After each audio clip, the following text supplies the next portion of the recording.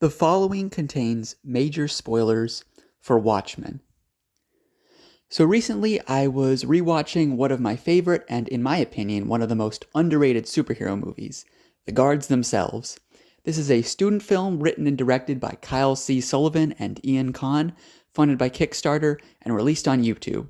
It's set in a city that is secretly controlled from behind the scenes by a group of 5 millionaires. This group controls the police as well as this city's superheroes.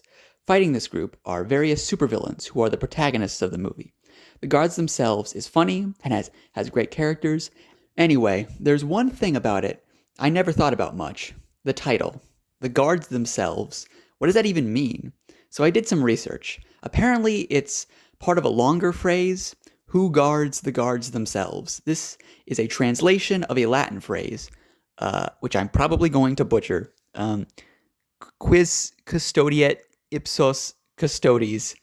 The phrase can be translated into English a number of ways. Another common translation is, who watches the Watchmen?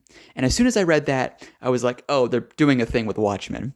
So if you don't know, Watchmen is a graphic novel written by Alan Moore with art by Dave Gibbons and released in 1986. It is widely regarded as one of the best comic books of all time and is known for revolutionizing the superhero genre. Whereas superhero stories before Watchmen existed in a world of simple black and white good versus evil morality, the superheroes in Watchmen are anti-heroes that exist in various shades of gray.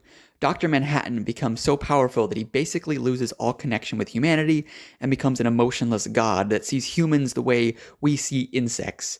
Ozymandias turns the world into a giant trolley problem and murders several cities of people to stop the world from descending into nuclear war.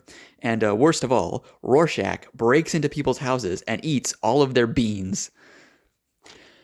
Watchmen and the Guards Themselves couldn't be more different, tonally speaking. Watchmen is a dark and gritty story full of extreme violence, while The Guards Themselves is a family-friendly comedy. However, despite their differences, they have more in common than you might think at a first glance. The Guards Themselves also exists in a world with less than perfect superheroes.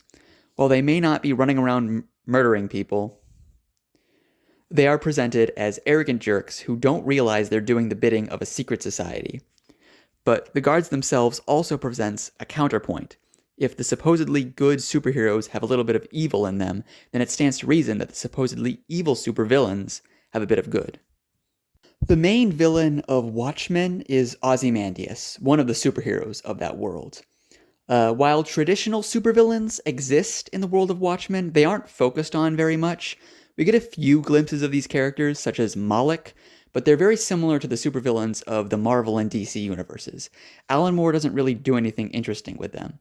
In The Guards Themselves, the supervillains aren't actually bad guys. They're just people who have found out about the secret society and are trying to take it down. While Watchmen is a deconstruction of superheroes, The Guards Themselves is a deconstruction of supervillains that also offers a hopeful solution to the bleak world of Watchmen. So if you're looking for a fresh take on the superhero genre and haven't seen The Guards Themselves, I recommend it. You can find it for free right here on YouTube. Thanks for watching.